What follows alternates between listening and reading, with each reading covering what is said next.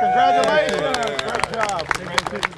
The first students to take the field will be our football team, but many other students will benefit from this field improvement, including our marching band, color guard, cheerleaders, field hockey team, lacrosse team, soccer teams, track and field, and every day our health and PE classes will be on our field.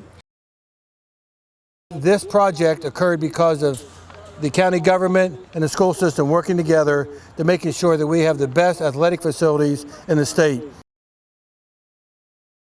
This beautiful turf field featuring birds inspiring Skyhawk mascot really shows Byrd High School at its best and will undoubtedly inspire our students to play to the best of their abilities.